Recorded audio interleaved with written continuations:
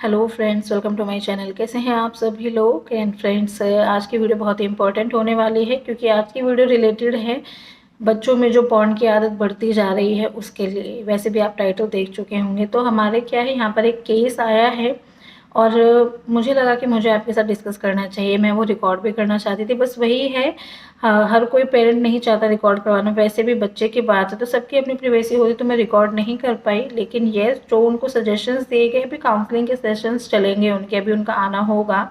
लेकिन ये जो उनको अभी ऐसे टिप्स बताए गए कि मुझे लगा मैं आप लोगों के साथ शेयर कर सकती हूँ, तो वो मैं आज आपको बताने जा रही हूँ। तो एक्चुअली हुआ क्या था, एक केस आता है, पेरेंट्स आते हैं अपने 12 साल के बच्चे को लेकर। उनसे जब पूछा जाता है क्या दिक्कत है, तो वो बताते हैं कि उनको काउंसलिंग करवानी है अपने बच्चे की।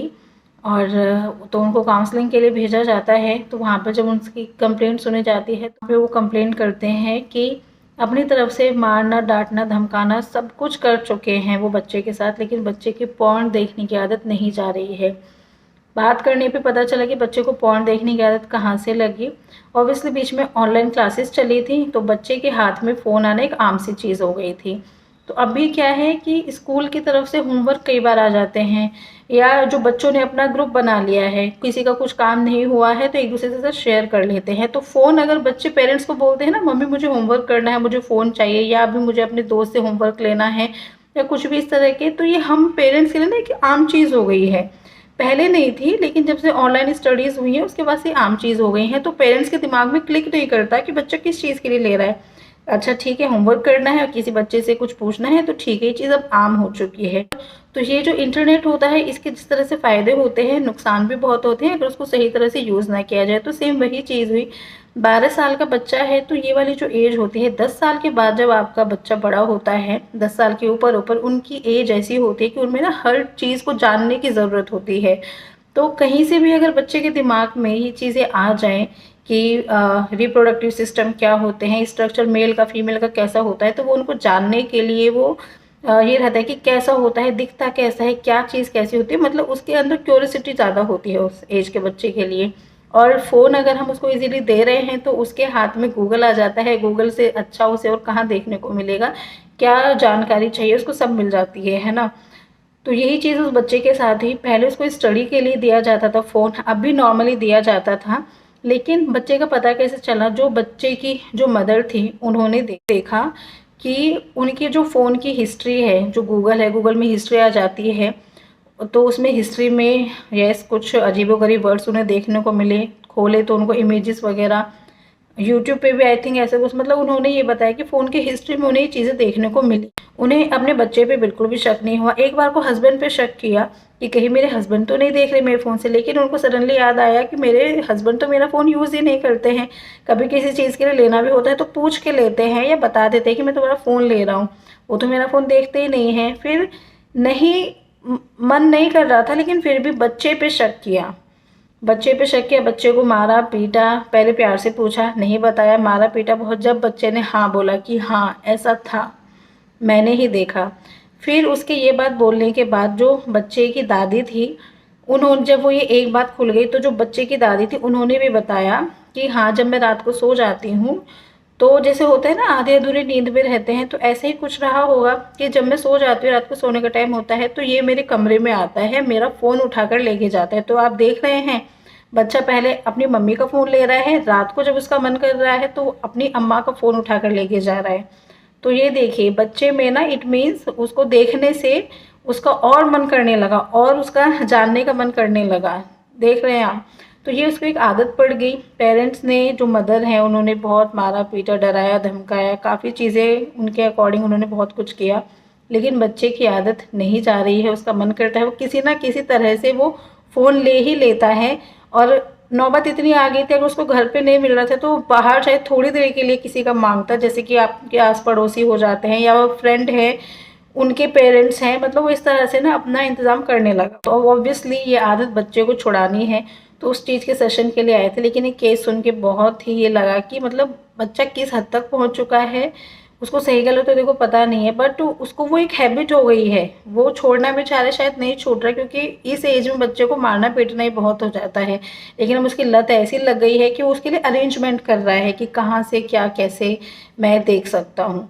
तो यहाँ पे काउंसलिंग सेशन में सबसे पहला जो पूछा गया पेरेंट्स से, घर का माहौल देखा गया कि क्या बच्चे के सामने कभी पेरेंट्स इंटीमेट होते हैं, तो उनकी तरफ से नहीं था कि नहीं वो इस चीज़ का ध्यान रखते हैं, बच्चे के सामने ऐसी चीज़ कुछ नहीं हुई है। तो सेकंड चीज़ उन्होंने बोला कि जो बच्चे का ग्रुप है, फ्रेंड सर्कल है, तो हो सकता है ये चीज़ वहाँ से हो, क्योंकि अगर फ्रेंड सर्कल में कोई एक बच्चा भी ऐसे माहौल में रहता है तो अपने फ्रेंड्स को आके सब कुछ शेयर करता है कि ये चीज़ ऐसे होती है, सबको पता चलती है और सबका जानने का मन होता है। तो उन्होंने इस तरह से डाउट किया, हो सकता है बच्चे के फ्रेंड सर्कल में किसी फ्रेंड की वजह से ये सब चीज़ें उसके दिमाग में आनी शुरू हुई है, मतलब उसको स्टार्टिंग मिल गई है और फिर उसको वो इस तरह से देख रहा है। हो सकता है जिससे सीखने को मिला वो भी इतना ना देखे, लेकिन इस बच्चे को तो आदत पड़ चुकी है।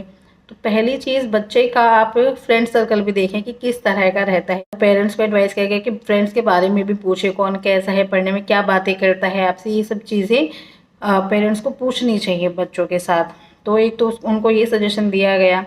सेकेंड थिंग उनको बोली गई कि बच्चे को बिज़ी रखने की कोशिश कीजिए। जब बच्चा बिज़ी रहेगा अपने साथ बातचीत करने में या कुछ एक्टिविटीज़ में बिज़ी रहेगा तो और भी अच्छा है, क्योंकि एक थकावट हो जाती है, थकाने के बाद फिर नींद आती है, तो वो ज़्यादा अच्छा उसका रूटीन हो जाएगा। या फिर अगर एक्टिविटीज़ भी इतने नहीं है तो सब मेंबर्स के बीच में रहे, ऐसा ना हो कि उसको अकेले बिठा दें। एंड यस, जब फ़ोन से ये सब चीज़ें देखने को मिल रही हैं तो फ़ोन के टाइम पे तो आपको स्पेशली निगरानी रखनी पड़ेगी कि काम करने के बाद तुरंत फ़ोन ले लें, अपनी प्रेजेंस में ही दें।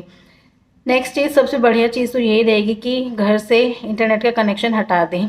समझते हैं कि जब वो बच्चा बाहर भी अरेंजमेंट ढूंढने लगा, लेकिन घर में तो एटलीस्ट ये रहेगा कि उसे घर में देखने को बिल्कुल भी नहीं मिलेगा। तो जो पहले जितनी बार वो देख रहा है वो चीज़ें, वो नंबर तो कम हो जाएगा उसका, है ना। इस तरह के सजेशंस दिए गए। हो सके तो बच्चे को अकेले ना छोड़े, बिजी रखें, इंटरनेट की सेवा बिल्कुल बंद कर देनी चाहिए।